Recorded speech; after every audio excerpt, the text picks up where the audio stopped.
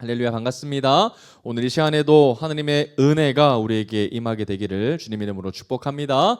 우리 지난주 말씀 복습하겠습니다. 우리 지난주 말씀의 제목은 70년의 징계라는 제목으로 살펴보았고요. 예레미야서도 살펴봤고 또 예레미야 애가 그리고 마지막 오바댜까지 우리가 살펴보았습니다.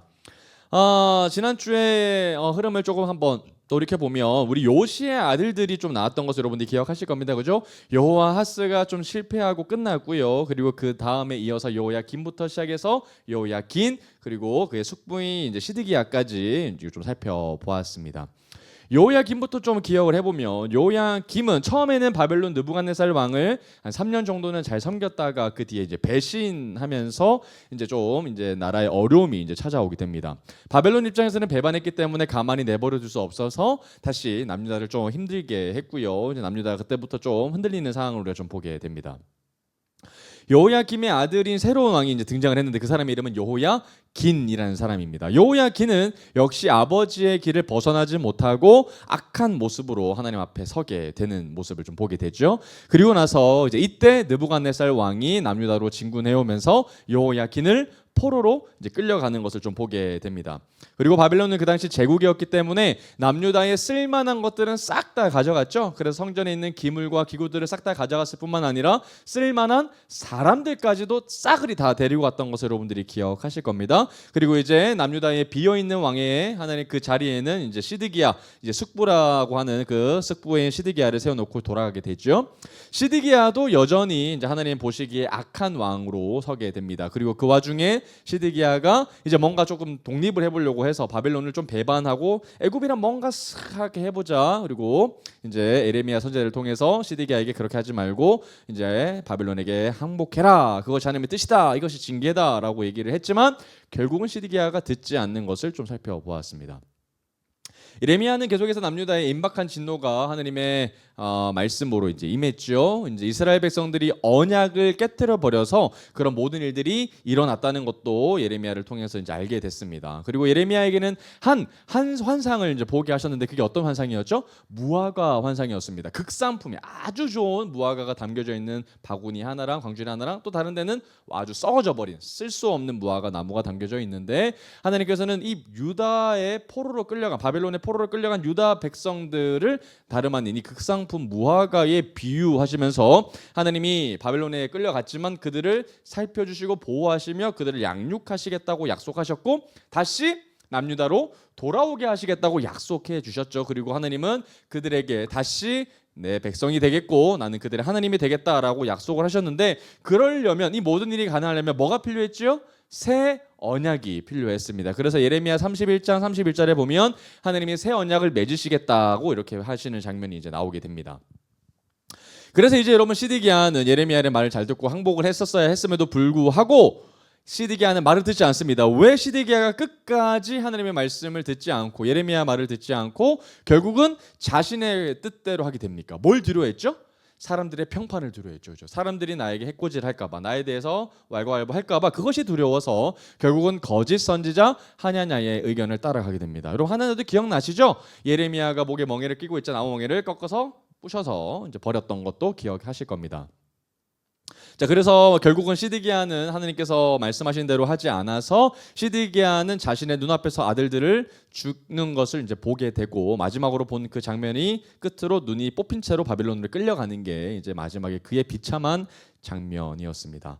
자, 그럼에도 불구하고 이제 끝에 상황이 어떻게 되는가 봤더니 이제 바벨론은 또다시 공석이 된 남유다 자리에 한 사람을 세워놓습니다. 그 사람이 이제 그달리아라고 한 사람인데 남유다 사람들이 그달리아를 어떻게 합니까? 또 죽여버리죠. 그래서 굉장히 불안한 상황이 펼쳐지고 그리고 이 남유다에서 바벨론으로 포로로 끌려가지 않아 있던 남아 있는 자들은 어디로 도망갔습니까?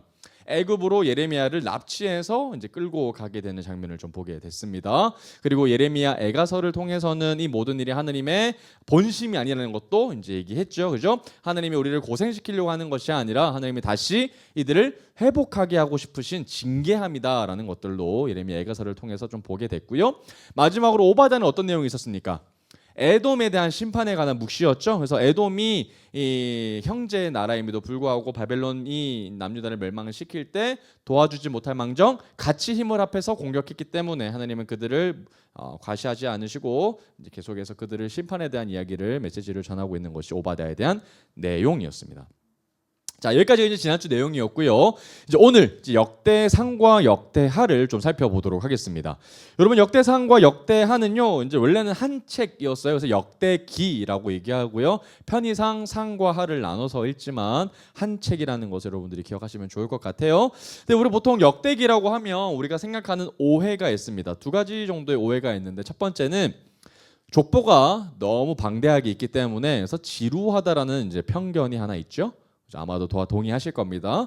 두 번째에 대한 오해가 뭐냐면 열왕기를 읽은 독자들에게는 이 역대기가 반복해서 나오는 구조이기 때문에 왜 동일한 내용이 반복되지? 라고 해서 의아함 때문에 잘 읽지는 않는 것 같습니다. 그래서 역대기가 이러저러한 이유 때문에 잘 읽혀지지 않고 또 설교 가운데에도 잘 전해지지 않는 것 같습니다. 그래서 오늘 말씀을 통해서 그런 오해들을 잘 풀고 그 역대기 속에 담겨져 있는 하나님의 마음과 말씀들을 좀 발견하게 되기를 좀 축복합니다. 자, 그러면 이 역대기하고 오해가 되는 열왕기를 좀 우리가 좀 비교 한번 해보겠습니다. 이제 가장 중요한 건 좀 시기가 좀 차이가 있습니다. 열왕기에 대한 내용을 우리가 이미 다 살펴봤죠. 이제 열왕기 상하는 이제 바벨론에 이제 포로로 끌려갈 그때쯤 하나님이 이제 주시는 책이라고 여러분들 좀 생각하시면 좋을 것 같습니다. 그러니까 바벨론으로 끌려갈 때 그들이 소망의 책을 하나 붙잡고 열왕기 상하를 갖고 간다고 생각하시면 되고요. 그리고 역대기는 바벨론 포로에서 70년 징계가 끝나고 다시 남유다로 돌아올 때 받는 이제 책이 바로 역대기입니다. 그러면 뭐가 다르죠? 비슷한 내용이 담겨져 있는다고 할지라도 독자들이 다릅니다. 그죠? 이 바벨론 포로를 끌려가는 1세대가 읽는 책들이 바로 열왕기라면 포로가 끝나고 그 다음 2세대가 읽는 책이 바로 역대기라는 겁니다. 그래서 이 두 책 사이는 초점이 좀 다르기 때문에 그래서 조금씩 미묘하게 다른 부분이 있을 수밖에 없습니다.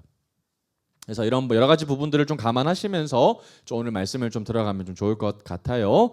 자, 그리고 여러분 바벨론으로 이제 끌려간 포로들이 여러분 아무것도 하지 않았다는 것이 아니라는 것을 우리 지난주에 배웠습니다. 그죠? 70년의 시간 동안에 하나님은 그들을 양육하시고 세우고 계셨죠. 그래서 이 예레미야서도 그들에게는 참으로 위로의 메시지였기 때문에 예레미야 편지를 통해서 그들은 70년이라는 기한을 바라보면서 기다리고 있었을 겁니다. 그리고 에스겔과 다니엘이라는 사람을 통해서 그들은 계속해서 교육받고 하나님의 나라 거룩한 백성으로 그들은 새롭게 자라나고 있습니다. 왜죠? 그들이 다시 돌아갈 때 어떤 상품으로 가야 됩니까? 극상품 무화과로, 즉 유대인으로 들어가야 되기 때문에 그들은 포로기 동안에도 계속해서 제사장 나라 거룩한 백성으로 살아가게 될 겁니다. 그리고 이제 어디로 들어가는 거예요? 새로운 땅인 남유다로 이제 들어가게 되는 겁니다. 그러면 이 구조가 뭐랑 비슷하죠? 출애굽기랑 너무 비슷해요. 출애굽기 1세대가 이제 가나안 땅에 들어가기 전에 40년의 시간을 보냈던 것처럼 마찬가지로 1세대가 포로 시대를 잘 보내고 그 다음 세대가 어디로 가는 거예요? 다시 가나안 땅과 같은 남유다 땅으로 들어가서 거기서 뭘 세워야 돼요? 하나님의 나라, 제사장 나라를 이제 그들이 세워야 하는 것이 그들의 사명이라는 겁니다. 그래서 1세대와 2세대는 좀 촉점이 좀 다르겠죠? 그걸 좀 기억하시면 좋을 것 같고요. 그리고 이때 국제 정세를 좀 얘기해 봐야 됩니다. 이때 포로가 이제 돌아왔을 때 여러분 포로가 돌아올 수 있었던 이유가 있습니다. 그러니까 70년 징계라는 리밋이 있었던 이유는 바벨론이라는 제국이 이제 좀 가라앉고 어떤 세력이 다시 등장하는 거예요? 저 뒤에 페르시아라는 나라가 이제 급부상하면서 바벨론이 이제 무너지고 새로운 나라 페르시아가 들어서면서 바벨론 포로였던 남유다 백성들이 다시 원래의 나라로 귀환하게 되는 것이죠. 그래서 페르시아 정책 때문에 원래 땅으로 귀환을 받게 되어서 이들이 70년의 징계를 끝나고 돌아오게 됐다라는 것들을 여러분들이 좀 기억하시면 좋을 것 같고요. 바로 이때 주어진 책이 바로 뭐라고요? 역대기라는 겁니다. 그래서 여러분 역대기를 읽은 포로 2세대들은 어떤 마음이어야 될까요?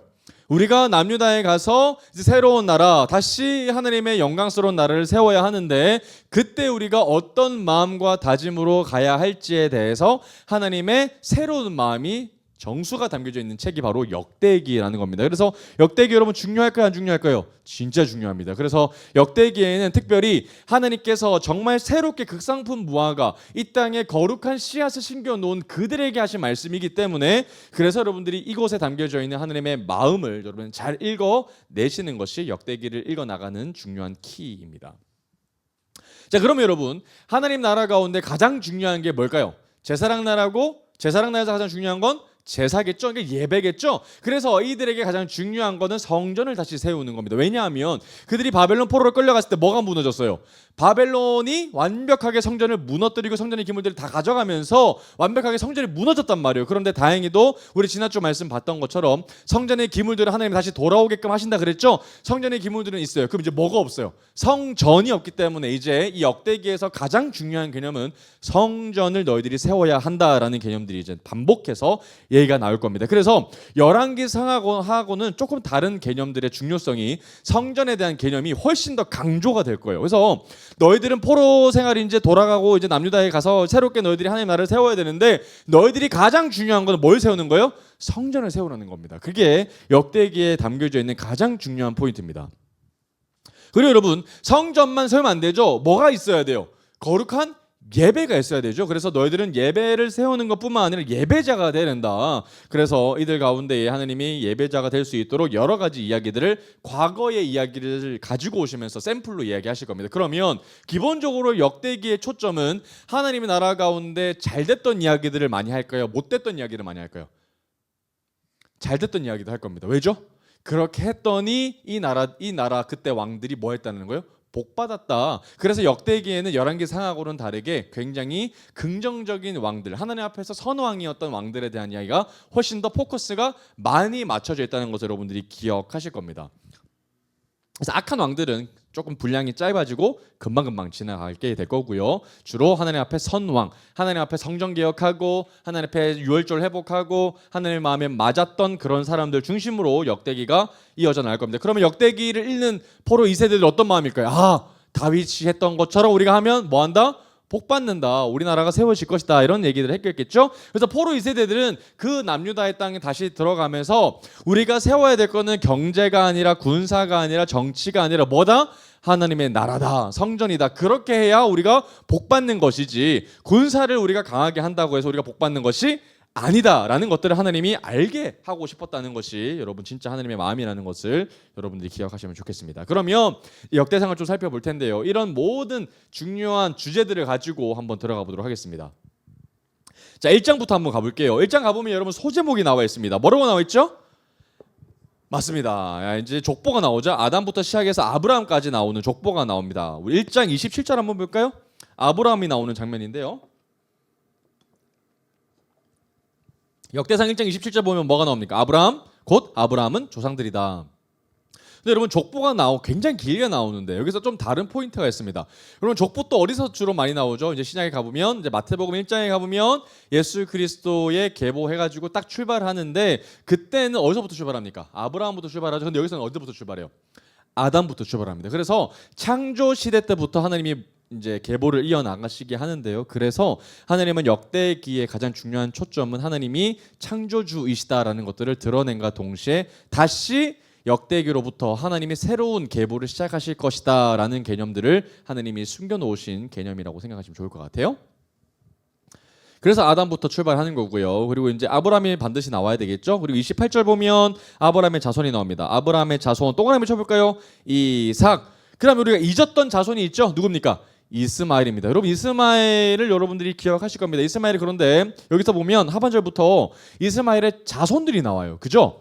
특별한 점입니다. 왜냐하면 이스마엘 하나님 버리셨다 안 버리셨다? 버리시지 않으셨다. 끝까지 하나님이 돌보셨다라는 개념이 여기서 나오기 때문이죠. 그래서 이스마엘의 자녀들이 쭉 나오고요. 그 다음에 이제 이삭의 계보로 34절부터 출발합니다. 그러니까 여러분들 기억하셔야 될 게 격가지들이 족보에 있긴 하지만 진짜 중요한 뼈대 가지들을 여러분들 발견하셔야 돼요. 자, 34절입니다. 아브라함이 이삭을 낳으니 이삭의 아들 에서와 누구? 이스라엘. 이스라엘 동업 이스라엘 누굽니까? 야곱이죠. 야곱의 새 이름인 이스라엘입니다.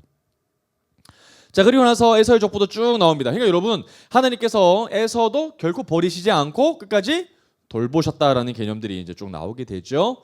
자, 그리고 쭉 나오고 그다음에 2장으로 가보면 이제 야곱, 이스라엘의 자손들이 이제 줄지어서 나옵니다. 12아들들 나와야 되겠죠. 그래서 역대상 2장 1절 보면 쭉 나옵니다. 이스라엘 아들은 이러하니 르우벤과 시몬과 쭉 나오고 마지막에 단과 요셉과 베냐민과 나탈리아 각과 아사 이렇게 12아들이 쭉 나오죠. 그리고 이제 누구로 내려가는 게 나와요? 유다죠, 그죠? 유다. 왜 유다로 넘어갑니까? 유다가 예수 그리스도의 계보기 때문이죠. 그래서 역대기 포로 세대들은 이 개념을 잘 몰랐겠지만 나중에 신약 시대 때 이 사람들은 다 뭐예요? 그래서 유다가 중요하구나를 알았겠죠? 2장 3절입니다. 뭐라고 그럽니까? 유다의 아들은 에르와 오난과 셀라니, 이 세 사람은 가나안 사람 수아의 딸이 유다에게 낳아준 자요. 유다의 맏아들 에르는 여호와 보시기 악하였으므로 여호와께서 죽이셨다. 유다의 며느리 다말이 유다에게 베레스 동그라미 베레스와 세라를 낳아 주었으니 유다의 아들들이 모두 5이더라. 이렇게 얘기했습니다. 그죠? 그래서 이제 베레스로부터 다시 이제 계보가 이어나갑니다. 자, 2장 5절 볼까요? 역대상 2장 5절 누구로 나옵니까? 베레스 나오죠. 베레스. 자, 그래서 쭉 이제 유다의 계보로 내려가다가 중요한 사람이 나옵니다. 언제 나옵니까? 역대상 2장 12절에 나오죠. 누구예요? 보아스 나옵니다. 보아스. 보아스 누굽니까? 룻의 남자죠. 그래서 보아스가 오벳을 낳고 오벳은 이새를 낳았습니다. 그래서 손자 이새가 나오고요. 그리고 이새의 아들 드디어 룻의 증손자인 이제 다윗이 나오게 됩니다. 그래서 어디서 나옵니까? 역대상 2장 15절에 나오죠. 6째 오셈과 7째로 누가 나왔습니까? 다윗 나왔습니다. 그래서 이 무슨 얘기하고 싶어서 여기까지 쓴 거예요? 다윗 이야기하고 싶어서 여기까지 얘기한 겁니다. 자, 그리고 나서 이제 쭉 얘기합니다. 그리고 갈렙 자손들 얘기 나오고요. 또 3장에서 다시 다윗의 계보로 이어나가죠. 다윗의 왕권을 이어받은 자 누굽니까? 솔로몬이다. 그죠? 그래서 솔로몬의 계보가 이제 쭉 3장 10절부터 쭉 나옵니다. 그죠? 쭉 여러분 성경 쭉 보시면서 쭉 발견하시고요. 그리고 4장으로 이제 넘어가 보면 다시 유다의 자손이 이렇게 나옵니다. 그죠?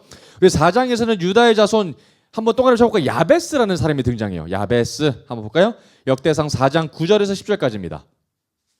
역대상 4장 9절에서 10절까지. 4장 9절에 10절 유명한 말씀이죠. 야베스는 그의 형제보다 귀중한 자라. 그의 어머니가 이름하여 이르되 야베스라 하였으니 이는 내가 수고로이 낳았다 함이었더라. 야베스가 이스라엘 하나님께 하려 이르되 주께서 내게 복을 주시려거든 나의 지역을 넓히시고 주의 손으로 나를 도우사 나로 환난을 벗어나 내게 근심이 없게 하옵소서 하였더니 하나님이 그가 구하는 것을 허락하셨더라. 라는 아주 믿음의 사람 야베스가 등장하는데 이 사람도 누구의 조상인 거예요? 그러면 유다의 지파의 계열이라는 거죠. 그죠? 그리고 이제 여러분 이제 6장으로 가보겠습니다. 6장으로 가보면 누가 나옵니까? 레위 지파의 가계도가 나옵니다. 그죠? 레위가 누구 아들이기 때문에요? 이스라엘, 그죠? 야곱의 아들이기 때문에 나오게 되는데요. 여러분 아까 제가 얘기했던 것처럼 역대기에서는 뭐가 중요하다고요? 성전이 중요해요. 그러면 성전에서도 12아들에서 유다도 중요하지만 또 누구도 중요해요. 레위 지파도 중요해요. 왜죠? 레위가 뭐해요? 제사장 나라의 공무원들의 공직자들. 그래서 레위 지파에 대해서는 역대기에서 계속 나올 겁니다. 6장으로 가보면 레위 지파의 가기도 나오죠. 역대상 6장으로 가보면 레위 지파 가기도 쭉 나옵니다. 그러면서 이 레위 지파의 사명이 나와요. 그게 뭡니까? 31절 앞에 소제목이 나와 있어요. 뭐라고 나와 있습니까? 회막 앞에서 찬송하는 사람들. 이 사람들이 누구라고요? 레위 지파, 레위 사람들이다. 이건 중요해요, 안 중요해요? 중요하다라는 거예요. 그죠? 그리고 역대상 6장 31절 32절 보겠습니다. 언약궤과 평안을 얻었을 때에 다윗이 여호와의 성전에서 어떤 직분? 동그라미 쳐볼까요? 찬송하는 직분. 이게 뭡니까? 하나님 나라의 제사장 나라 공직자들이라는 거죠. 찬송하는 직분이다. 아래와 같았더라. 솔로몬이 예루살렘에서 여호와의 성전을 세울 때까지 그들이 회막 앞에서 찬송하는 일을 행하되 그 계열대로 볼까요? 직분대로죠. 직렬대로 그 직무를 행하였더라. 이 사람들이 바로 레위 지파 사람이라는 겁니다. 그리고 또 레위 지파 가운데도 중요한 사람이 있죠. 누굽니까? 제사장 그룹이에요. 그 사람이 누구겠어요? 아론입니다. 그래서 아론 계열이 나오는 거예요. 그래서 역대기는 참으로 중요한 사람들에 대해서 성전 중심으로 계열이 쫙 나옵니다. 6장 49절 보면 이런 말이 나옵니다. 아론과 그의 자손들은 번제단과 향단 위에 분향하며 제사를 드리며 지성소의 모든 일을 하여 하나님의 종 모세의 모든 명령대로 이스라엘을 위하여 속죄했다. 그래서 이 사람들이 바로 했다라는 이야기 하는 거죠. 그렇죠? 그리고 이어서 레위 계열 사람들 쭉 나옵니다. 정말 많이 나와요. 그리고 7장으로 가보면 다시 뭐 이사갈, 뭐 베냐민 나오고 므낫세 나오고 에브라임, 아셀, 베냐민 기본 사람들이 줄지어서 쭉 나오게 됩니다. 그리고 9장으로 가보면 이제 뭐라고 나오냐면 예루살렘에서 중요한 제사장 나라 공직자들에 대해서 다시 언급하고 있어요. 그래서 보면 소제목 보면 예루살렘에 정착한 누구? 제사장 그룹 나오죠. 제사장, 그리고 레위 사람들, 그다음에 회막을 지키는 문지기, 그리고 기구를 맡아 섬기는 레위인들. 그래서 여러분 성경을 이렇게 읽어보면, 역대상 읽어보면 진짜 하나님이 성전을 세우시기 위해서 얼마나 많은 사람들이 준비되어졌는지, 그리고 어떤 사람들이 그 일들을 감당했는지에 대해서 설명이 되어져 있습니다. 그러면 포로 귀환하는 이제 역대기를 읽어내는 포로 2세대들은 어떤 마음이 들어야 되겠어요? 하나님께서 꿈꾸시는 나라들은 이런 나라구나. 우리의 분류된 이 레위 지파 계열들은 다시 하나님의 나라 가운데 이런 일들을 맡아야 하는 사람들이구나라는 개념들을 알았을까요, 몰랐을까요? 이제 알게 되는 거죠. 배우게 되는 거라는 거예요. 그래서 그 이야기들을 계속해서 이야기하고 있습니다. 그리고 이제 10장부터 가볼게요. 10장부터 가보면은 이제 다윗 이야기가 나옵니다. 이제 무려 여러분 이 역대상 10장부터 끝장인 29장까지 쭉 누구 얘기일까요? 다윗 얘기입니다. 왜 그렇죠?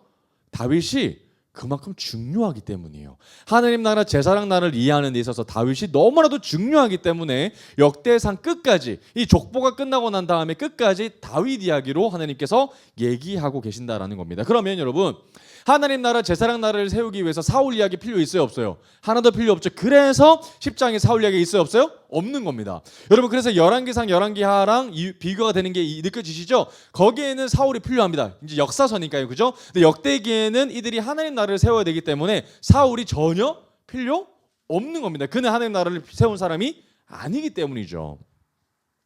그래서 여러분 10장의 소제목이 뭡니까? 사울 왕이 그래서 죽는 이야기로부터 시작하는 거예요. 그래서 다윗이 들어오는 시기, 다윗이 세워지는 이야기가 중요하기 때문에 사울 왕이 죽는 이야기부터 이제 시작된다라는 겁니다. 가장 좋은 샘플인 다윗 이야기를 하게 되는 거죠.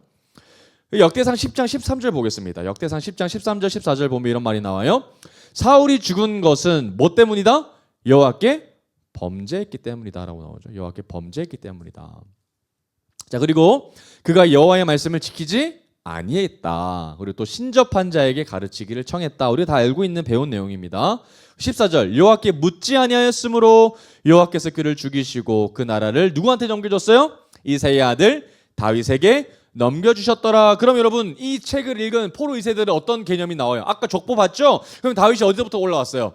아브라함부터 쭉 내려온, 아담부터 쭉 내려온 그 사람이 이 사람이구나 알아야 몰라요? 안다라는 겁니다. 그죠? 그래서 족보 주셨다는 거예요. 그럼 여러분 다윗 왕이 이제 뭐 해야 될까요? 13절 14절 우리가 읽은 대로 토대로 하면 사울이 했던 거 반대로만 하면 됩니다. 뭐 하면 돼요? 하나님 앞에 범죄하지 않으면 됩니다. 그죠? 그리고 하나님의 말씀을 잘 지켜야 합니다. 그리고 신접한 자를 따르면 돼야 안 돼요? 안 됩니다. 그리고 14절 여호와께 뭐 해야 됩니까? 잘 물어봐야 됩니다. 그래서 여러분 우리가 열왕기상 우리가 지날 때 계속해서 다윗이 하나님 앞에 뭐 해요? 물어봅니다. 그래서 내가 충분히 이 블레셋 사람들을 칠 수 있고 이길 수 있지만 승산이 너무 크지만 그 전에 항상 하나님한테 뭐라 그래요? 하나님 내가 블레셋에게로 올라가리까? 라고 항상 물어본단 말이에요. 그래서 다윗은 이 말씀대로 항상 이런 여러 가지 것들을 참 잘했던 왕이 누구다? 다윗 왕이다. 그럼 여러분 하나님께서 이 말씀하신 이유가 뭘까요? 다윗 칭찬한 이유가 목적이 뭡니까? 포로 2세대들한테 어떤 마음일까요? 다윗 왕이 참 잘했어 라고 한다면 너희들 앞으로 어떤 길을 가야 돼? 다윗 길로 가야 돼. 이야기하고 싶은 거예요. 이 다윗을 세움으로 말미암아 너희들이 역시 다윗의 계보이고 다윗 왕이 그랬던 것처럼 너희도 이 땅 가운데 하나님의 나라 제사장 나라를 그렇게 잘 세워야 해. 나의 마음에 합한 사람이 되어야 돼. 그 얘기 하나님이 하고 싶으셨다는 거죠. 그래서 29장 끝까지 하나님은 쭉 그 이야기 이제 하실 겁니다. 11장으로 한번 가볼게요. 역대상 11장 가보면 이제 다윗이 통일 왕국의 왕이 됐다는 이야기들을 이제 얘기합니다. 그리고 그 후에 여러분 어떤 이야기가 나오냐면 다윗이 함께했던 용사들 이름이 쭉 나와요. 여러분 이 이야기를 여러분들 집에 와서 꼭 읽어보십시오. 진짜 가슴이 웅장해집니다. 와, 다윗과 함께한 사람들이 이렇게 많았어? 이 마음도 있지만 다윗과 함께한 자들의 목록을 읽어 나갈 때 보면요. 다윗과 함께한 하나님 마음에 합한 사람들이 얼마나 많았는지, 그 옆에 얼마나 많은 동력자들, 하나님의 나라를 같이 꿈꿨던 사람들이 많았는지가 여러분 절실히 느껴집니다. 그래서 제가 이 말씀을 읽을 때 정말 다윗과 함께한 수많은 사람 가운데 한 사람이 제 이름이 기록됐으면 좋겠다 이런 마음이 들더라고요. 여러분 우리도 끝날에는 예수 그리스도와 함께한 자들의 목록이 생명책이 기록될 겁니다. 우리 그 기록된 이름 가운데 여러분들이 이름이 선명하게 새겨지기를 주님 이름으로 축복합니다. 하나님 나라 가운데 여러분들은 다 예수님의 함께 꿈꾸는 동력자들 아닙니까? 그죠? 그래서 쭉 그런 이름들이 질비하게 나오고요. 우리 13장으로 가보겠습니다. 13장 가보면 이제 다윗이 잘한 게 나와요. 여러분 다윗이 했던 것 중에 중요한 것들이 나와야 되겠죠. 그게 뭡니까? 하나님의 궤를 옮기는 거예요. 여러분 하나님께 왜 옮기는 거예요? 뭐 지으려고? 성전 지으려고. 그죠? 이동식 성막 텐트가 아니라 이제 하나님이 거하시는 장소, 처소, 성전을 짓기 위해서 하나님의 궤를 이제 가지고 오려고 합니다. 그 이야기가 13장에서 드러나는데 여러분 우리가 통성경 때 했습니다. 이때 어떤 사건이 펼쳐져요? 우사가 죽는 일이 벌어진다는 거 기억나시죠? 그죠? 한번 보겠습니다. 13장 7절에서 10절까지입니다. 자, 하나님의 궤를 새 수레에 싣고 아비나답의 집에서 나오는데 우사와 아히오는 수레를 몰며 다윗과 이스라엘 온 무리는 하나님 앞에서 힘을 다하여 뛰놀며 노래하며 수금과 비파와 소고와 재금과 나팔로 연주하니라. 기돈의 타작마당에 이르러서는 소들이 띠므로 뭡니까? 우사가 손을 펴서 궤를 붙들었습니다. 그죠? 그때 어떻게 됩니까? 우사가 손을 펴서 궤를 붙듦으로 말미암아 여호와께서 진노하사 치심에 우사가 그 즉시 죽어버리고 말죠. 여러분 왜 죽었습니까? 왜 죽었죠? 거룩하게 여기지 않아서? 아니죠. 왜였죠? 여러분 통성경 때 기억나셔야 됩니다. 여러분 우사가 만지면 안 되는 이유가 뭐 때문입니까? 법 때문에. 그렇죠? 레위 지파들만 만질 수 있기 때문이죠. 특별히 고핫 자손들이 만질 수 있기 때문에 궤를 그렇게 함부로 다른 사람들 만지면 안 된다는 모세의 율법, 레위법에 따른 그것 때문에 그런 거죠. 그렇죠? 근데 이거를 다윗이 알았어요, 몰랐어요? 몰랐습니다. 그런데 다윗의 마음은 좋았어요. 그 옆에서 축제를 벌였고 너무 기뻐서 그랬지만 모세의 법을 어겼단 말입니다. 그래서 15장으로 넘어가 봅시다. 15장 가볼게요. 15장 1절에서 4절 보면 이런 말이 나옵니다. 다윗이 다윗성에서 자기를 위하여 궁전을 세우고 또 하나님의 궤를 들 곳을 마련하고 그것을 위하여 장막을 치고 다윗이 이르되 밑줄 그어볼까요? 레위 사람 외에는 하나님의 궤를 맬 수 없다. 그런데 우사가 잡았죠. 그래서 죽었다는 것을 경험했죠. 실패했던 것을 경험했습니다. 다윗이. 그래서 뭐라 그랬습니까? 이는 여호와께서 그들을 택하사 여호와의 궤를 메고 영원히 그를 섬기게 하셨음이라 하고 다윗이 이스라엘 온 무리를 예루살렘에 모으고 여호와의 궤를 그 마련한 곳으로 베어 올리고자 하여 다윗이 누구를 모아요? 이제는 레위 지파 사람들 가운데서 아론 자손 제사장 계열과 레위 사람을 모은다라는 겁니다. 그럼 다윗이 뭐 배운 거예요? 이 사건 통해서 하나님의 나라 법 배운 거죠. 하나님의 나라 뜻대로, 그러니까 자기의 원하는 대로 예배를 드리는 것이 아니라 하나님께서 모세에게 주셨던 그 법대로 다윗이 다시 배우고 나서 다시 그것을 시도하는 모습을 이제 보게 된다는 거죠. 그러니까 다윗만큼 하나님 나라를 이해한 사람이 없었다는 거예요. 다윗만큼 하나님 나라 제사장 나라 시스템을 이해한 사람이 없었다는 거죠. 그래서 하나님이 다윗을 칭찬하는 겁니다. 자, 15장 12절에서 15절입니다. 뭐라고 나옵니까? 그들에게 이르되 너희는 레위 사람의 지도자이니 너희와 너희 형제는 몸을 뭐하라? 성결하게 해라. 여러분 성결하게 했다는 어디서 나오는 표현입니까? 우리 주일마다 나오죠. 시내산에 오르기 직전에 하나님이 이스라엘 백성들을 가지고 뭐하라고? 옷을 빨면서 성결하게 준비하라게 하시죠. 그죠? 그때의 단어입니다. 그리고 내가 마련한 곳으로 이스라엘 하나님 여호와의 궤를 메어 올리라. 13절 전에는 너희가 매지 아니하였으므로 누가 죽었어요? 우사가 죽었다. 그런데 이번에는 우리 하나님 여호와께서 우리를 찢으셨으니 이는 우리가 뭐대로? 규례 동그라미 규례. 뭡니까? 레위법이죠. 하나님께서 시내산에서 모세에게 주셨던 여러 가지 그 법대로 해야 된다라는 겁니다. 그에게 구하지 아니하였음이라 하니 14절 이에 제사장들과 레위 사람들이 이스라엘 하나님 여호와의 궤를 메고 올라가려 하여 몸을 성결하게 하고 15절 동그라미 누가 그래서 중요한 거예요? 하나님 나라 법을 알려면 모세를 잘 알아야 되죠. 그래서 모세가 여호와의 말씀을 따라 명령한 대로 레위 자손이 채에 하나님의 궤를 깨어 어깨에 매니라. 여러분 다윗은 진짜 하나님 나라 법에 관심이 있었고요. 하나님 나라 이 땅 가운데 다시 세우려고 제사장 나라를 회복하고 하나님 나라를 거룩한 백성을 세우기 위해서 그는 하나님 나라를 잘 이해하기 원했다라는 사람이라는 거예요. 그러니 다윗이 얼마나 하나님 보시기에 이뻤겠습니까? 그죠? 그래서 하나님 마음에 참으로 맞는 사람이었다는 겁니다. 16장 4절로 가보겠습니다. 역대상 16장 4절. 자, 그렇다면 이제 누가 중요해요? 이제 괴가 이제 옮겨지고 있습니다. 그러면 이제 레위 지파 사람들이 더 중요해지겠죠, 그죠? 이제 다윗이 이해했습니다.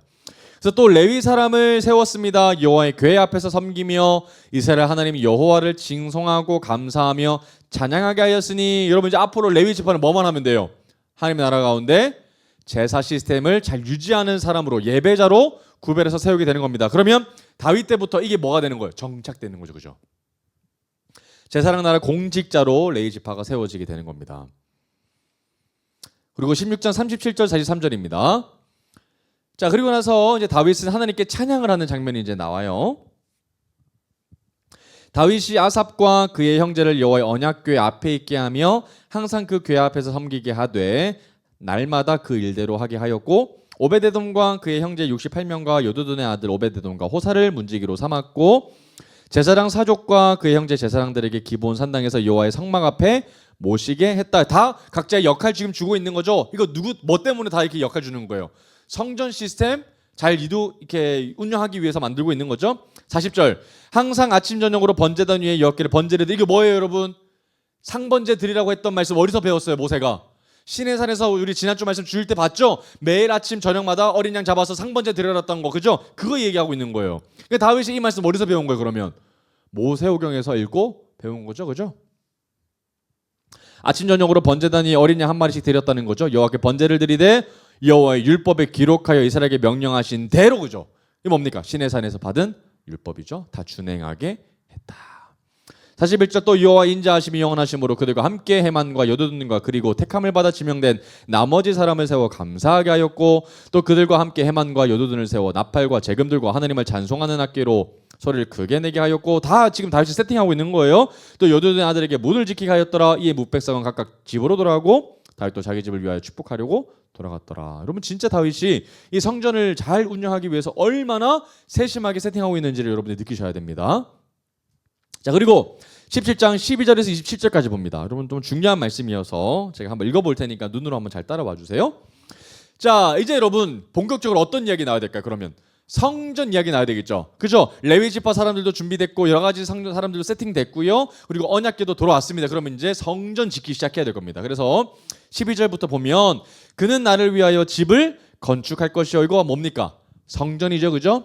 나는 그의 왕위를 영원히 견고하게 하리라. 나는 그의 아버지가 되고 그는 나의 아들이 되리니 나의 인자를 그에게서 빼앗지 아니하기를 내가 내전에 있던 자에게서 빼앗음과 같이 하지 아니할 것이며 내가 영원히 그를 내 집과 내 나라에 세우리니 그의 왕위가 영원히 견고하리라 하셨다라.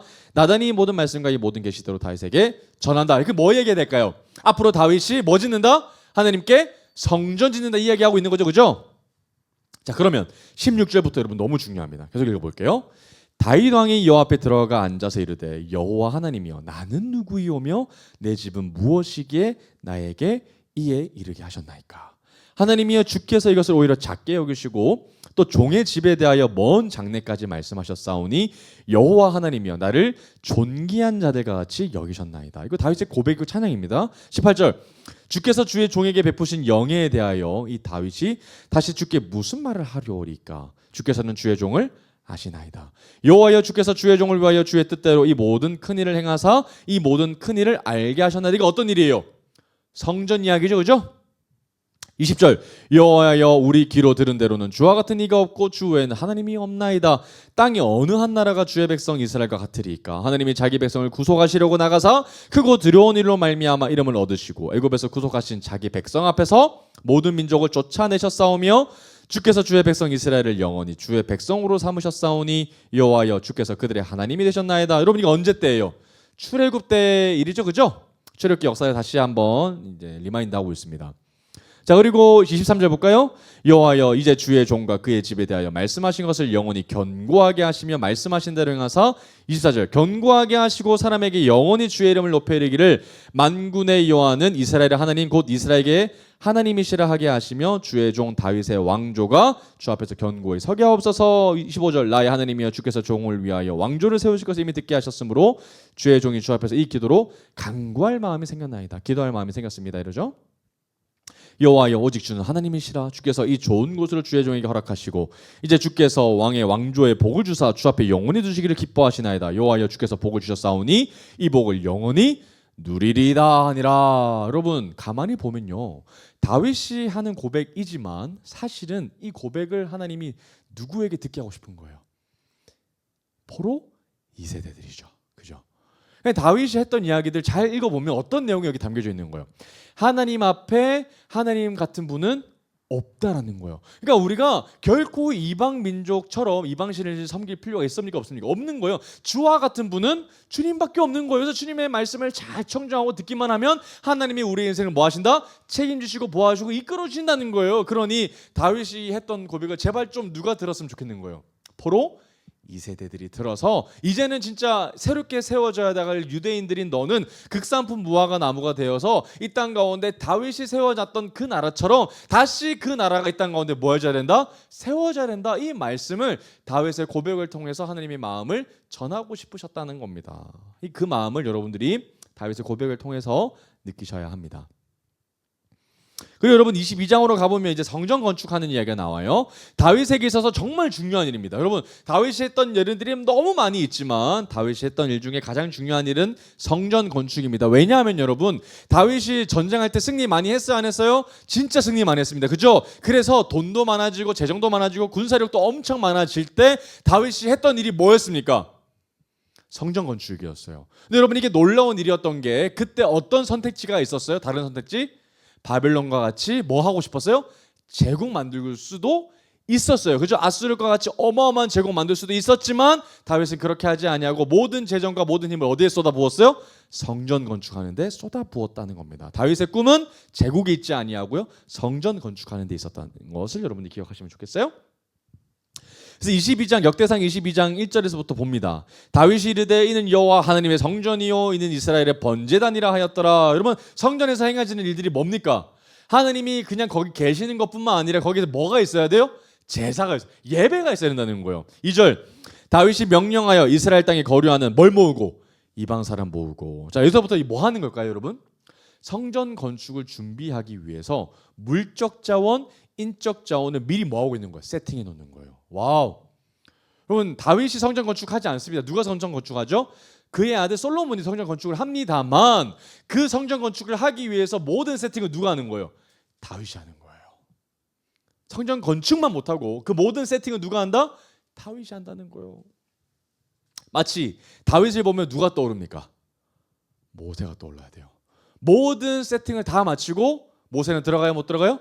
못 들어갑니다. 다윗도 마찬가지예요. 다윗도 모든 세팅 다 마치고 뭐 합니까? 못 들어가죠. 자 그래서 이방 사람을 모으고 또 석수를 시켜 하나님의 성전을 건축한 돌도 다듬게 하고 이러면서 보십시오. 다윗이요 살아 생전에 성전 건축하기 위해서 얼마나 많은 에너지를 모든 관심을 여기에 쏟아부었는지가 구절절 다 나옵니다.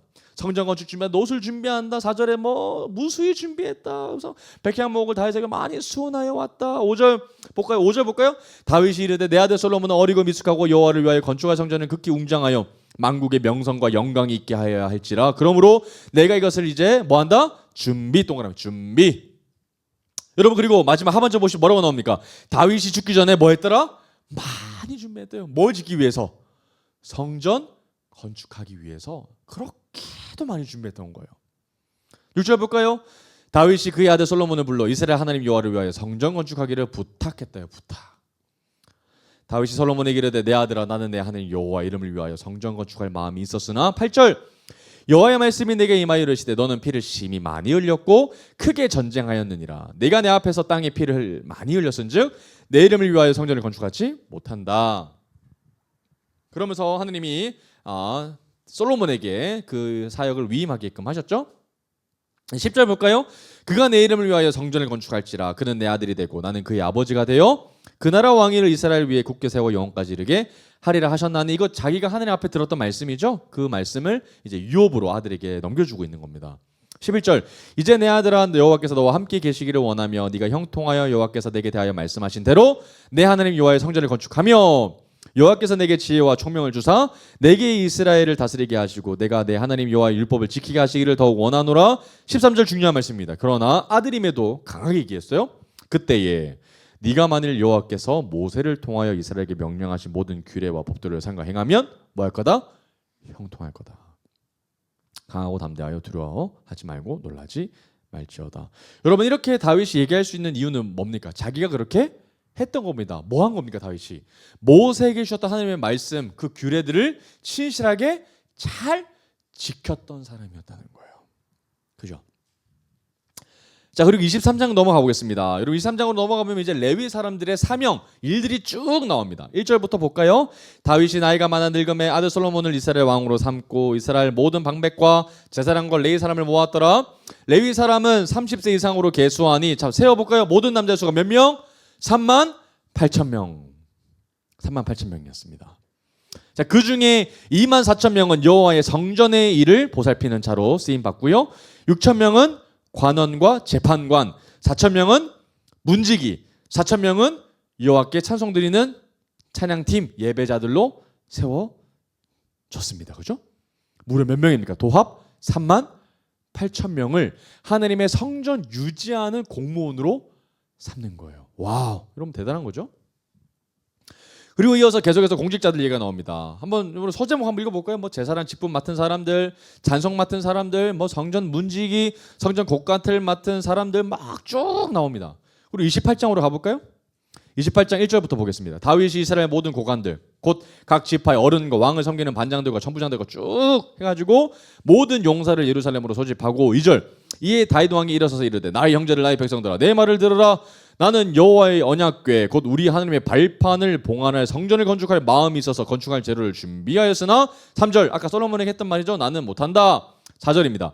그러나 이스라엘 하나님 여호와께서 전에 나를 내 부친의 온 집에서 택하여 영원히 이스라엘 왕이 되게 하셨나니 곧 하나님이 유다 지파를 택하사 머리를 삼으시고 유다의 가문에서 내 부친의 집을 택하시고 내 부친의 아들들 중에서 나를 기뻐하사 온 이스라엘의 왕으로 삼으셨다. 그리고 그 유업이 누구에게로 넘어갔다는 겁니까? 5절 보면 나의 아들 솔로몬에게 유업이 내려갔다. 6절 내게 이르시기를 내 아들 솔로몬 그가 내 성전을 건축하게 하실 것이다 라고 얘기했죠. 근데 7절 보십시오.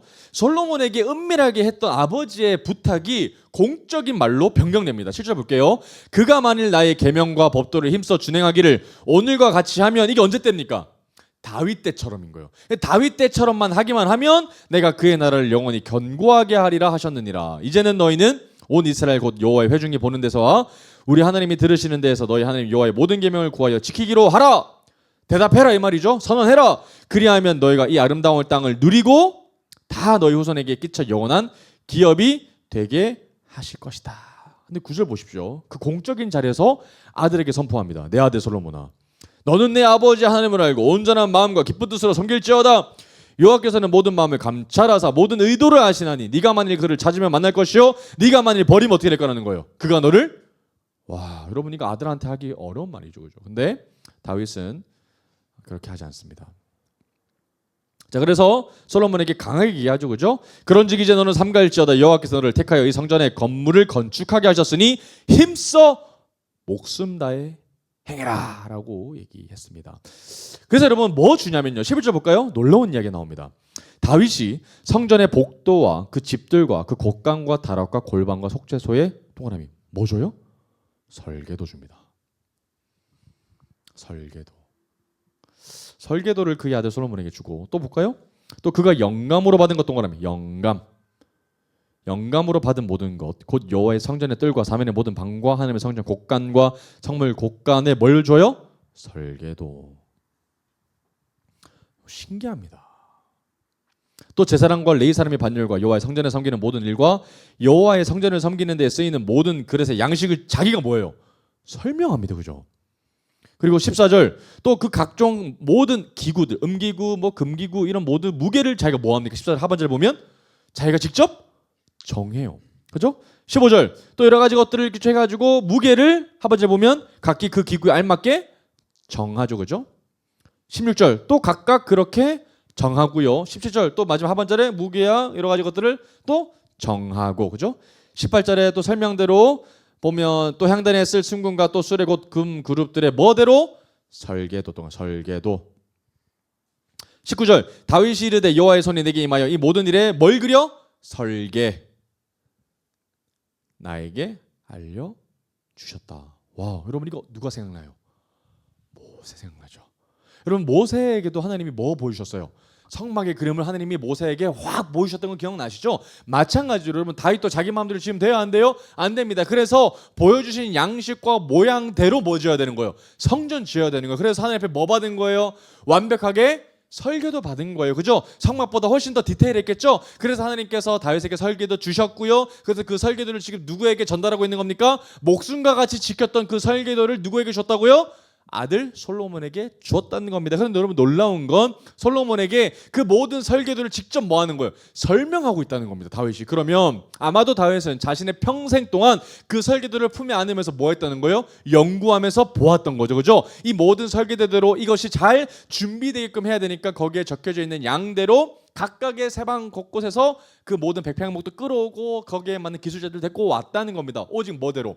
설계도대로 짓고 싶어서. 그죠? 그러니까 다윗이 얼마나 하나님의 설계대로 그의 꿈이 반영되었는지가 말씀에 대해서 녹아져 있는 거죠.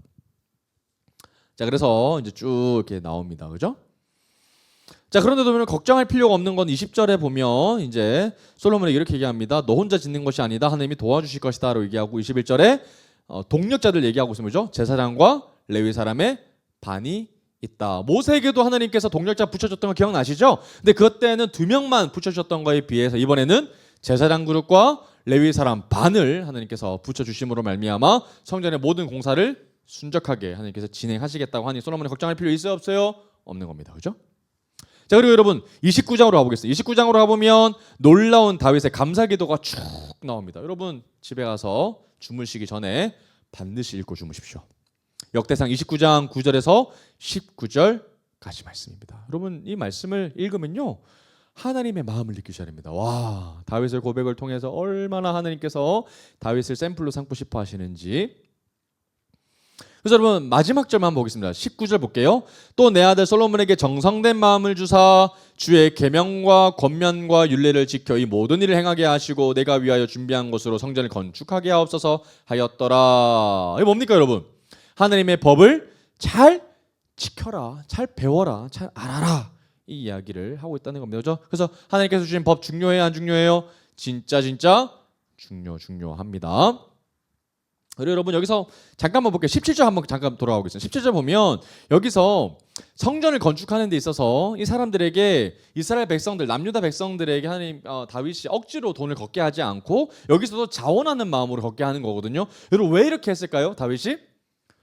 성막 때 그렇게 했거든요. 그죠? 성막 때 모세가 그렇게 했기 때문에 그렇게 하는 겁니다. 근데 그거 누구 때문에 그러는 거예요?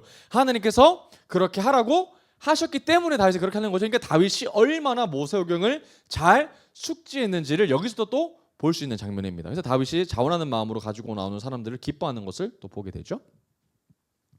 자, 그러면 여러분 역대하로 이제 넘어가 보겠습니다. 이제 역대상 이렇게 끝난 거예요. 여러분 다윗이 얼마나 성전을 건축하고 싶었는지, 얼마나 이 땅 가운데 성전이 중요한지. 그래서 포로 돌아오는 이 세대들이 다시 돌아가서 무너진 성전을 바라보면서 진짜 우리가 다윗이 지었던 그 성전과 같이 우리가 회복하고 그리고 예배도 회복하고 우리의 모든 레위 지파들이 제사장 나라를 회복하는데 우리가 힘써보자라는 것들을 하나님이 꿈으로 주시고 싶으셨다는 거죠. 그죠? 자, 그러면 여러분 역대하로 넘어가면 어떤 이야기 나와야 될까요? 다윗에 이어서 누가 나와야 됩니까? 솔로몬이 성전 잘 건축하는 이야기 나와야 되겠죠. 그래서 역대하로 넘어가 보면 이제 솔로몬 이야기가 쭉 이제 나오는 겁니다. 자, 그리고 역대하 7장으로 한번 가볼게요. 솔로몬 이야기가 이제 9장까지 이제 나오게 되고요. 여러분 여기서 이제 우리가 통성경에서 열왕기상 다 봤기 때문에 이거는 여러분들이 잘 아마 술술 익힐 겁니다. 역대하 7장으로 한번 가볼게요. 역대하 7장 12절 말씀입니다. 이제 성전 봉헌식이 이제 있고 나는 그때에 이제 하나님께서 이제 솔로몬에게 임하시는 장면이 나와요. 자, 밤에 여호와께서 솔로몬에게 나타나서 그에게 이르시되 내가 이미 내 기도를 듣고 이곳을 택하여 내가 제사하는 성전을 삼았다. 자, 그러면서 쭉 나오죠. 14절 볼까요? 내 이름으로 일컫는 내 백성이 그들의 악한 길에서 떠나 스스로 낮추고 기도하여 내 얼굴을 찾으면 내가 하늘에서 듣고 그들의 죄를 사하고 그들의 땅을 고칠지라. 여러분 부탁이 있다면 제가 참 좋아하는 말씀이거든요. 역대하 7장 14절. 그래서 이번 주 저랑 같이 암송하시면 좋겠습니다. 할렐루야. 한 절의 말씀이니까요. 역대하 7장 14절 말씀은 여러분 역대기를 관통하는 가장 핵심적인 말씀입니다. 역대하 7장 14절 내 이름으로 일컫는 내 백성이 그들의 악한 길에서 떠나 스스로 낮추고 기도하여 내 얼굴을 찾으면 내가 하늘에서 듣고 그들의 죄를 사하고 그들의 땅을 고친다. 그래서 옛날 성경 보면은 이제 겸비하다라는 단어를 쓰는데 그때가 이제 스스로 낮추다 이런 말이거든요. 겸비하다. 이제 번역되면서 이런 말로 바뀌었죠. 15절입니다. 이제 이곳에서 하는 기도에 내가 눈을 들고 뭐 하신다는 거요? 귀를 기울이신다. 이게 기도 응답하신다 이 말씀이시죠? 이는 내가 이미 이 성전을 택하고 거룩하게 하여 내 이름을 여기에 영원히 있게 했다. 내 눈과 내 마음이 항상 여기에 있다. 17절. 하나님 마음이 계속 드러난다는 걸 여러분들 기억하셔야 됩니다. 네가 만일 내 앞에서 행하기를 내 아버지 다윗이 행한 것과 같이 하여 내가 내게 명령한 모든 것을 행하여 내 율례와 법규를 지키면 내가 내 나라 왕위를 견고하게 하되 전에 내가 똑같이 쭉 나오고 있습니다. 그죠? 근데 19절 그러나 너희가 만일 돌아서서 내가 너희 앞에 둔 율례와 명령을 버리고 다른 신들을 섬겨 그들을 경배하면 어떻게 하신다? 20절 내가 너에게 준 땅에서 그 뿌리를 뽑아낸다. 그죠? 내 이름을 위하여 거룩하게 한 이 성전을 내 앞에서 버려버리신다. 여러분 이거 이미 다 이루어진 일이죠. 포로 2세대가 읽기에는 이거 이미 다 이루어진 일이에요. 그러니까 성전이 무너지고 빼앗긴 일들도 하느님께서 그렇게 허락하셨기 때문에 이루어진 것들에 대해서 다시 한 번 더 이해할 겁니다. 이스라엘 백성들이 먼저 하나님을 떠났기 때문에 율례와 규례를 떠났기 때문에 하나님이 성전을 버려셨구나. 모든 민족 중에 속담고려 이야기거리가 되게 하신다.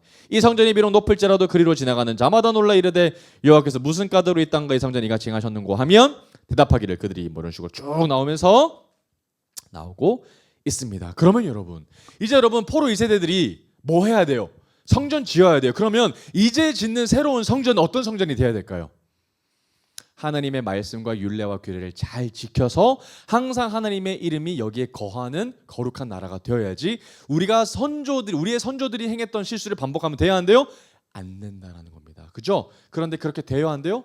또 될 겁니다. 유대인들이 또 하나님 앞에 그런 가증한 일들을 하게 될 것이죠.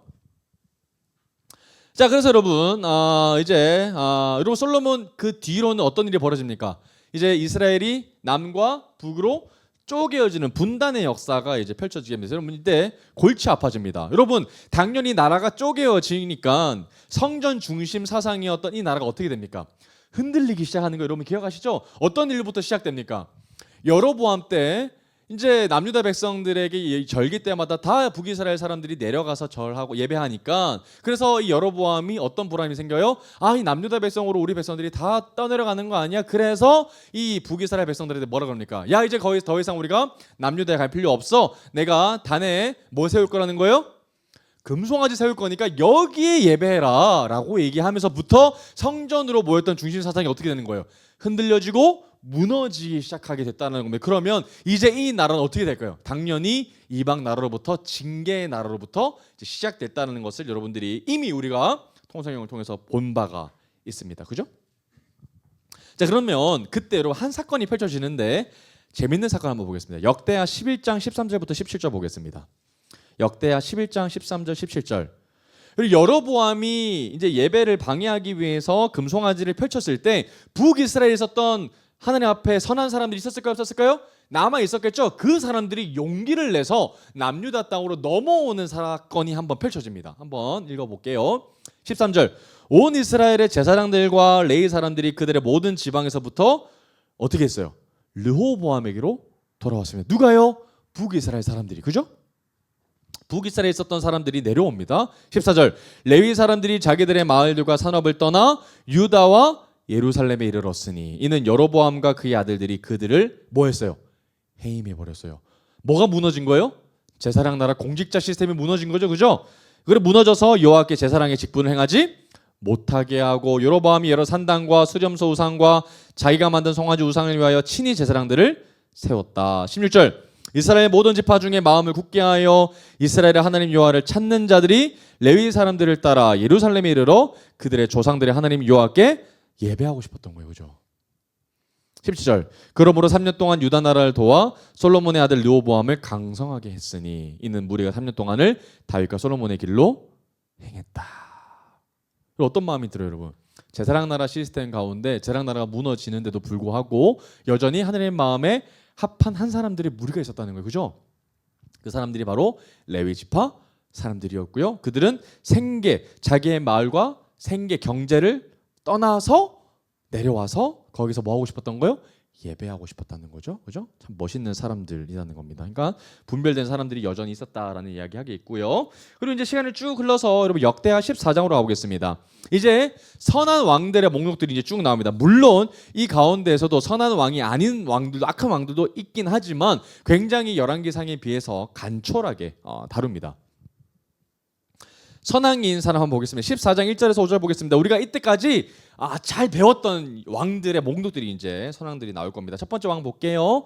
자, 아사 왕 여러분들 기억나시죠? 기억나셔야 됩니다. 통성경 잘 따라오실 분들은 기억하셔야 돼요. 1절 보겠습니다.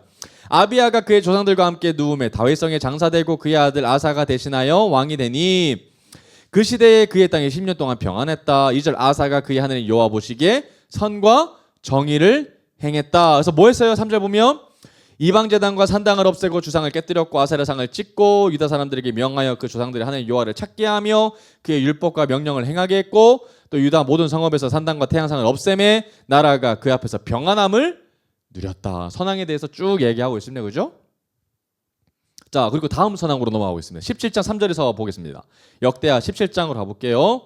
자, 그 다음 선왕입니다. 우리 여호사밧 기억하셔야 됩니다. 그죠? 자, 기억나시지 않으면 이제 통성경이 이제 흐릿흐릿한 겁니다. 보겠습니다. 여호와께서 여호사밧 동안함에 여호사밧과 함께 하셨으니 이는 그가 그의 조상 다윗의 처음 길로 행하여 바알에게 구하지 아니하고 오직 그의 아버지 하나님께 구하며 그의 계명을 행하고 이스라엘 행위를 따르지 아니하였습니다. 그러므로 뭐 하셨다? 하나님 마음이거든요. 여호와께서 나라를 그의 손에서 견고하게 하셨다. 유다 무리가 여호와께 예물을 드렸으므로 그가 북의 영광을 크게 떨쳤더라. 그가 전심으로 여호와의 길을 걸어서 산단들과 아세라 목성들도 유다에서 제거했더라. 이게 누굽니까? 여호사밧 선왕인 거죠. 그러니까 하나님 나라 제사장 나라를 회복했더니 그의 나라가 뭐 해졌다는 거예요? 부강해졌더라. 잘 먹고 잘 살았더라 라고 얘기하고 있는 거죠. 자, 그럼 해보겠습니다. 23장으로 가볼게요. 23장 16절에서 17절까지 말씀입니다. 역대하 23장 16절 17절. 여러분 이제 악한 왕 아달랴 기억나시죠? 그죠? 악한 여왕 아달랴 때 제사장이 등장합니다. 누굽니까? 여호야다라는 사람 기억나십니까? 여호야다가 이제 드디어 등장합니다. 16절 여호야다가 자기와 모든 백성과 왕 사이에 뭘 세워요? 언약을 세워서 여호와의 백성이 되리라 한지라. 온 국민이 바알의 신당으로 가서 그 신당을 부수고 그의 제단들과 형상들을 깨뜨리고 그 제단 앞에서 바알의 제사장 맏단을 죽이는 사람이 바로 이 여호야다라는 제사장이죠. 자, 그 다음에 여러분 역대하 25장 1절로 가보겠습니다. 역대하 25장 1절 2절 보겠습니다. 자, 아마샤라는 왕이 등장해요. 자, 아마샤에 대한 평가를 한번 보겠습니다. 자, 아마샤를 쭉 나온 거 2절 볼까요? 아마샤가 여호와께서 보시기에 정직하게 행하긴 했으나 어떤 마음으로? 온전한 마음은 아니었더라. 이게 평가죠. 자, 26장으로 가보겠습니다. 또 익숙한 사람이 등장하네요. 누굽니까? 우시야. 자, 우시야는 처음엔 좋았습니다. 그죠? 4절에 보면 어떻게 평가해요? 우시야가 그의 아버지 아마샤의 모든 행위대로 여호와 보시기에 정직하게 행했지만 나중에 어떻게 됩니까? 우시야가 교만해졌던 거 여러분 기억하시죠? 그래서 하나님 앞에 불을 자기가 드리면 돼요? 안 돼요? 안 되는데 자기가 먼저 드리면서 제사장 앞에 자기가 뭐라 하자 자기가 이마에 딱 뭐가 생겨버려요? 나병에 빡하게 생겨가지고 평생 죽을 때까지 별궁에서 쫓겨난 인생이 바로 우시야였던 거 기억나시죠? 그죠? 자, 그리고 이제 27장으로 가보겠습니다. 요담 볼까요? 요담. 자, 요담은 어땠습니까? 요담이 그의 아버지 우시야의 모든 행위대로 여호와 보시기에 정직하게 행하였으나 여호와의 성전에 들어가지 아니했다. 백성은 여전히 부패했다. 이게 요담에 대한 한 절의 평가라고 볼 수 있고요. 여러분 이제 누가 등장해야 됩니까? 드디어 하나님 나라의 제사장 나라 공직자 시스템을 다시 회복한 사람 히스기야가 이제 등장할 때가 왔습니다. 그래서 이 역대기는 이 우리가 열왕기상하를 잘 배운 사람들에게는 너무나도 친숙한 이야기로 다가오게 됩니다. 29장 볼까요? 1절 2절입니다. 히스기야가 왕이 오를 때 나이가 25세라. 자, 쭉 나오고요. 2절 볼까요? 히스기야가 그의 조상 다윗이 모든 행실과 같이 여호와 보시기에 정직하게 했다. 샘플이 누가 되는 거예요? 다윗이 된다는 거 보실 수 있습니다. 그죠? 자, 그리고 성전 정화라고 이제 소제목이 밑에 쭉 나와 있습니다. 그죠? 그리고 29장 34절 한번 보겠습니다. 34절. 자, 그런데 자, 잘하고 있는데 히스기야가 자, 뭐가 아쉽냐 했더니요. 자, 그런데 제사장이 부족하여. 뭐가 부족하다고요? 제사장. 왜 부족할까요? 제사장이? 이때까지 뭐가 무너졌어요? 제사장 나라 공직자 시스템이 무너졌으니까 선별되어 있던 레위인 사람들이 많아요, 적어요? 부족합니다. 왜 부족합니까? 제사장 나라 공직자들이 많아지려면 사람들이 나머지 지파들이 돈을 걷어서 누구를 먹여 살려야 돼요. 레베자들, 레위인들을 먹여 살려야 되는데 그렇게 했어요, 안 했어요? 안 했으니까 제사장들이 많아질 리가 있습니까, 없습니까? 없는 겁니다. 그러니까 제사장 나라가 제사장이 부족하면 제사가 잘 돼요, 안 돼요? 안 되죠. 그래서 성전 정화와 개혁을 하긴 하지만 제사장이 부족하다는 문제점이 있습니다. 그래서 제사장이 부족하니까 속죄가 잘 안 이루어지는 거예요. 그 모든 번제 짐승들의 가죽을 능히 벗기지 못했어요. 왜요? 일손이 부족하니까. 그래서 그의 형제 레위 사람들이 그 일을 마치기까지 돕고 다른 제사장들이 성결하게 하기까지 기다렸다. 이는 레위 사람들이 성결하게 함이 제사장들보다 성심이 있었다라고 얘기하고 있고요. 번제와 화목제의 기름과 각 번제에 속한 전제들이 많더라. 이와 같이 여호와의 전에 섬기는 일이 순서대로 이제 뭐 하기 시작하는 거예요? 다시 점차 갖추어지기 시작했더라. 뭐가 회복되는 거예요? 제사장 나라 시스템 회복되고 있다는 거죠. 그죠? 자, 36절. 그래서 이 일이 어떻게 됐습니까? 갑자기 됐죠. 그죠? 성전 개혁이 갑자기 이루어졌고 준비가 되지 않았지만 하나님께서 백성을 위해서 뭐 하셨다? 예비하셨다. 그래서 히스기야가 백성과 더불어 뭐 했더라? 기뻐했더라. 이게 히스기야가 했던 가장 놀라운 축제 회복이었습니다만 제사장 나라 공직자들이 부족했기 때문에 다만 스케일이 작았다. 뭔가 허둥지둥했다라는 것이죠. 그죠? 그리고 또 6월절 얘기가 나옵니다. 우리 종합평가인데요. 히스기야에 대한 종합평가 20절 보겠습니다. 20절, 21절. 자, 히스기야가 온 유다이가 칭하되 그의 하나님 여호와 보시기에 선과 정의와 진실함으로 행하였으니. 자, 밑줄 그어볼까요? 22절입니다. 그가 행하는 모든 일, 곧 하나님의 전에 수종드는 일에나 율법에나 계명에나 그의 하나님을 찾고 한 마음으로 행하여 형통하였더라. 여러분 진짜 계속해서 반복되는 말씀이에요. 하나님의 말씀, 그 율법, 계명에 신실하게 반응해야 뭐 한다는 거예요? 이 나라가 굳건히 견고하게 세워질 거라는 얘기하고 있다는 거죠. 그죠? 다윗이 그랬던 것처럼 또 앞에 나왔던 여러 가지 선왕들이 했던 것처럼 히스기야가 그랬던 것처럼 이 성전 안에서 그런 일들이 회복되어져야 된다. 이 얘기하고 싶은 거죠. 그죠? 자, 그리고 끝으로 누가 나야 될까요? 히스기야의 다음에 멋진 왕 누굽니까? 요시야가 나와야 되겠죠? 34장입니다. 역대하 34장 1절에서 5절. 요시야가 왕이 오를 때 나이가 8세라 예루살렘에서 31년 동안 다스리며 2절 여호와 보시기에 정직하게 행하여 그의 주상 누구의 길로? 다윗의 길로 갔어요. 그죠? 좌우로 치지우치지 아니하였고 3절 볼까요? 좀 멋진 말이에요. 아직도 어렸을 때. 그죠? 8세 때 왕이 됐으니까. 그죠? 곧 왕이 있은 지 8년에 그럼 몇 세입니까? 16세입니다. 그죠? 그러니까 16세 때면 지금 청소년이죠. 그죠? 16세면 중3 나이입니다. 중3 때 뭐 합니까? 그의 조상 다윗의 하나님을 비로소 찾았다는 거죠.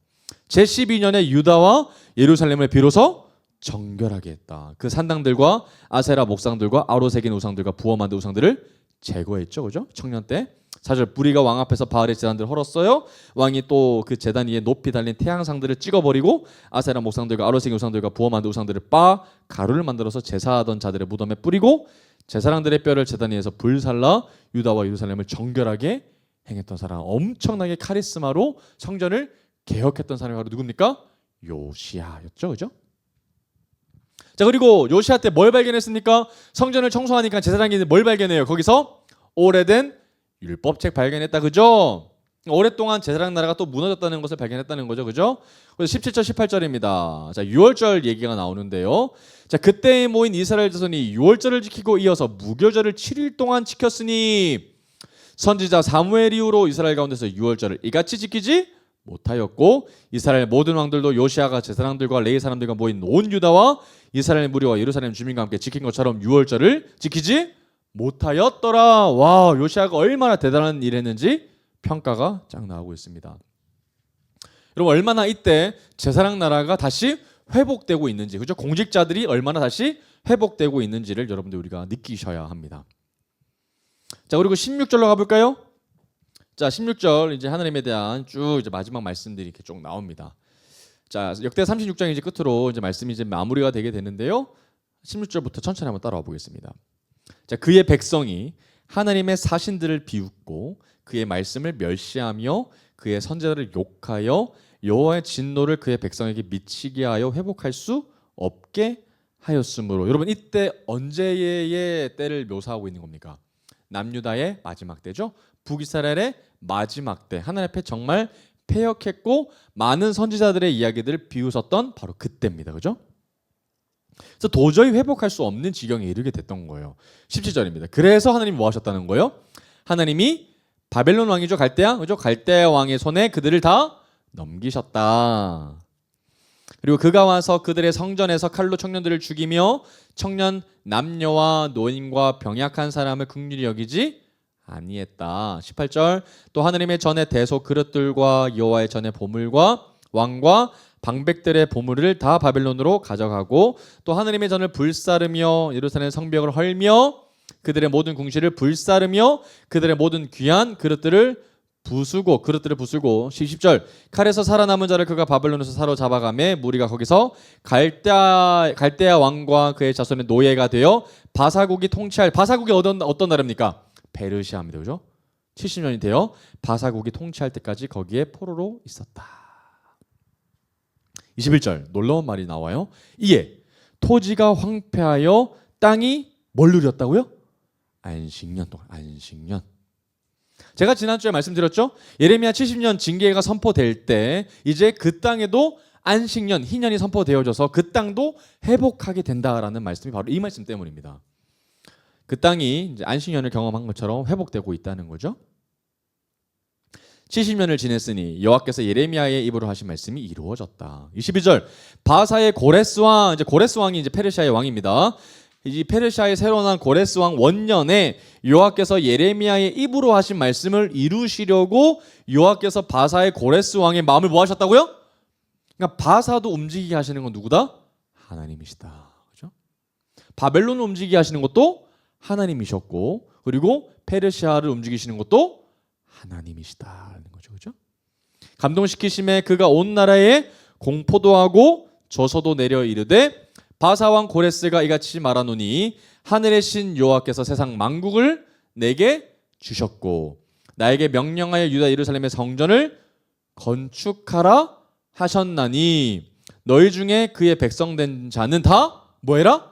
올라가리 뭐하라는 거예요? 귀환하라라는 거죠. 너희들 땅으로 귀환하라는 거예요. 너희 하나님 여호와께서 함께 하시기를 원한다. 그러니 여러분 성전 건축하라라는 이야기가 누구의 입에서 선포되는 거예요? 바사의 왕 고레스 입에서 선포되고 있다는 겁니다. 여러분 놀라워요 안 놀라워요? 엄청 놀랍죠?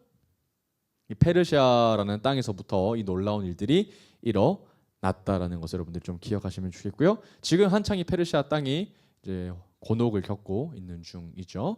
오늘 말씀을 통해서 여러분 딱 한 가지 말씀을 느끼셔야 합니다. 뭘 느낍니까?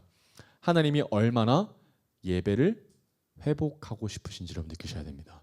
그럼 포로 2세대는 뭘 세우는 사람들이에요? 예배를 세우는 사람들이에요. 진짜 성전 세우는 사람들이에요. 그래서 뭐 어떤 실수를 하면 안 돼요? 우리의 믿음의 조상들이 했던 실수들을 하면 안 되는 거예요. 하나님을 떠나고 우상 앞에 나가서 절하고 그리고 하나님의 마음을 아프게 하는 거죠. 그 절대로 하지 말라는 거예요. 그리고 다시 가서 이제 너희들은 유대인이 되어서 극상품 무화과 나무의 열매들이 되어서 이 땅 가운데 하나님 나라를 잘 세우는 이 땅 가운데 거룩한 백성의 샘플이 되는 그런 다윗과 같은 나라를 너희들이 다시 뭐 해야 된다? 세워야 된다. 그래서 하나님이 얼마나 이들이 예루살렘 성전에 돌아와서 예배 드리는 모습을 하나님께서 기다리고 계셨을까요? 사랑하는 여러분 오늘날도 마찬가지입니다. 우리에게도 주어진 사명과 소명은 똑같습니다. 우리 역시 어떤 사람들일까요? 이 땅 가운데 무너진 성전을 다시 새롭게 세우는 사람들입니다. 무너진 예배를 다시 세우는 사람들입니다. 마치 누구 때처럼요? 다윗이 그랬던 것처럼. 그죠? 히스기야가 그랬던 것처럼 요시아 때 그랬던 것처럼 우리는 다시 하나님 앞에 그 무너진 예배를 세우는 사람들, 예배의 장막을 다시 회복해야 하는 사람들이 되어야 되는 것인 줄 여러분들이 믿으시고 나는 예배자라는 것을 여러분들이 다시 한 번 더 도전하시면서 이 땅 가운데에서 그렇게 살아가시기를 주님의 이름으로 축복합니다. 할렐루야. 그래서 여러분 오늘 말씀 제목이 24과 제목이 역대기 재건 세대의 선물이다라고 제가 얘기했다는 겁니다. 역대기 재건 세대에서 가장 누리는 축복은 어떤 선물일까요? 그래서 성전이 다시 세워지는 축복, 예배의 회복을 하나님께서 우리에게 가장 주시고 싶은 선물이다라는 것들을 여러분들이 잘 느끼시면서 오늘 제가 집에서 읽으라고 했던 그 본문들을 한 번 더 읽고 잠자리에 드시면 너무 좋겠습니다. 오늘 우리 다시 한 번 더 고백했던 다윗의 노래 고백하시면서 우리 기도하며 나가겠습니다. 다윗의 노래